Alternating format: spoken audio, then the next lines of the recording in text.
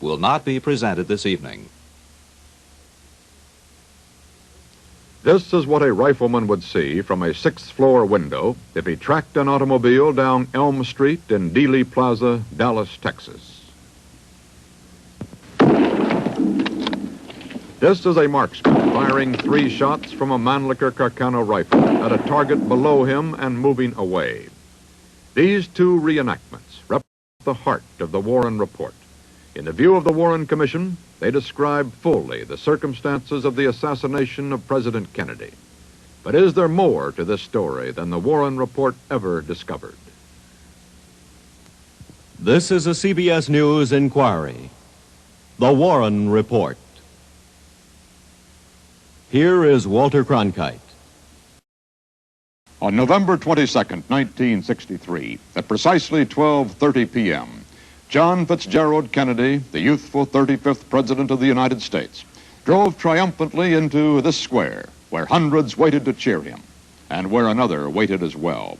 Seconds later, a dying president sped away from Dealey Plaza into history, into legend, into a national nightmare of suspicion that persists to this day. In this country, rumors spoke of left-wing plots, right-wing plots, Castro plots, even plots to elevate a Texan to the White House. Abroad, where the transfer of political power by violence is historically more familiar, no rumor was too extreme.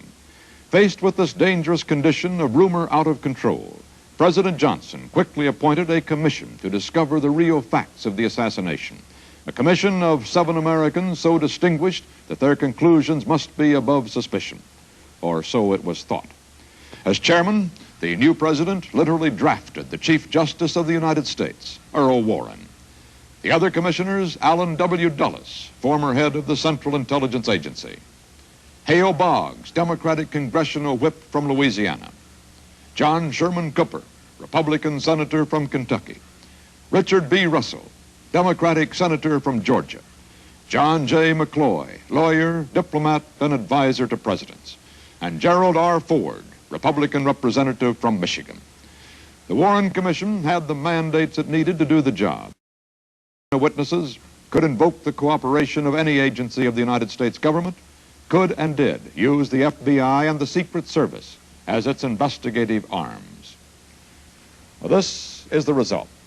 On September 24th, 1964, the Commission presented its findings in the form of this 888-page report to the President. 2 months later, it published these 26 additional volumes, the exhibits and hearings on which the report was based. Dan Rather at the scene of the assassination. The basic story pieced together by that Warren Commission report on the assassination is this. A man named Lee Harvey Oswald crouched in this dingy window of the Texas School Book Depository as the president passed below. Oswald, the commission tells us, fired 3 shots. 1 missed. 1 struck both the president and Texas Governor John Connally riding with him. The 3rd shot killed the president. Oswald, the report had it, hit his rifle over there, then ran down the stairs, left the building on foot, and hurried down Elm Street. He made his way to his rented room, picked up a revolver, and about 12 minutes later shot police officer J.D. Tippit.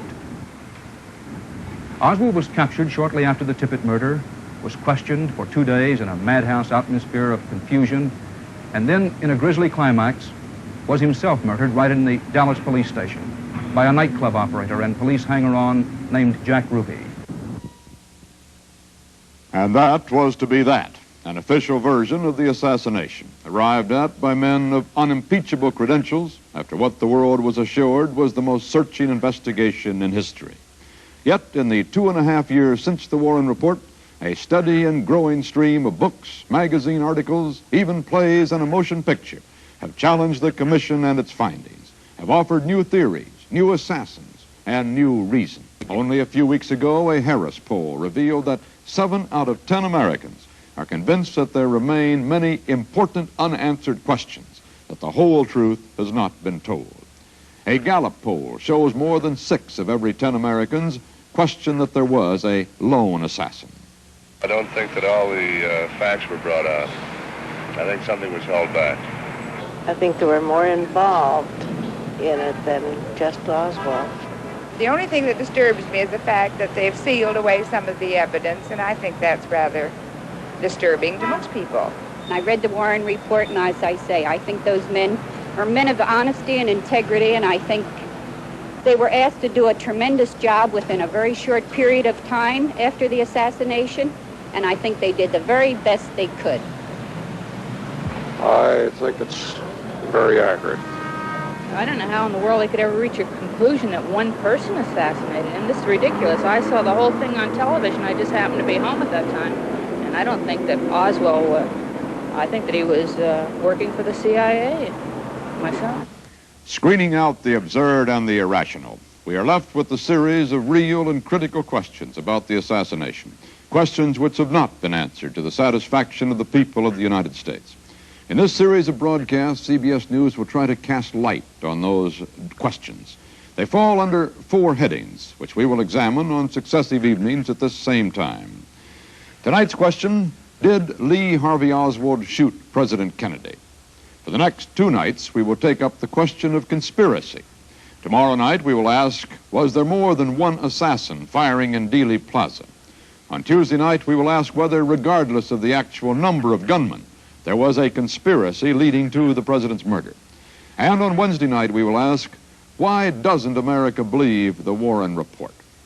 We will examine these questions here in our studios in New York, in libraries and laboratories from coast to coast, with KRLD News Director Eddie Barker at the assassination site in Dealey Plaza, and with CBS News correspondent Dan Rather on the 6th floor of the Texas School Book Depository, as for the first time since the assassination, news cameras enter and explore the depository building itself. Tonight we ask if Lee Harvey Oswald shot the president. To help us answer that fundamental question, we must resolve some lesser questions. Did Oswald own a rifle? Did Oswald take a rifle to the book depository building? Where was Oswald when the shots were fired? Was Oswald's rifle fired from the building? How many shots were fired? How fast could Oswald's rifle be fired?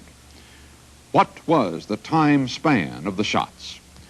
First, did Oswald own a rifle? There is no reasonable doubt that Oswald owned a Mannlicher Carcano rifle number C2766. This is the coupon with which he ordered the rifle, by mail, from Klein's Sporting Goods Company of Chicago. Heidel is one of several aliases Oswald used from time to time. Oswald paid for the rifle with this money order. Here is the application for the post office box to which the rifle was sent. All these documents in Oswald's handwriting. This photograph, traced to Oswald's own camera, shows him with an identical rifle. This photograph has been widely challenged by Mark Lane and other critics of the Warren report. During his interrogation, Oswald himself said that his head had been superimposed on someone else's body. Several publications later admitted that they had retouched it, and in so doing may have altered the rifle and other details. Lawrence Schiller of Los Angeles, a professional photographer and photo analyst, made an independent study of the original picture and negative. This photograph of Lee Harvey Oswald, which was found the day he was captured and disclaimed by him, has been used by numerous critics of the report. They say that the disparity of shadows, a straight nose shadow from the nose and an angle body shadow, proves without a doubt that this head was superimposed on this body.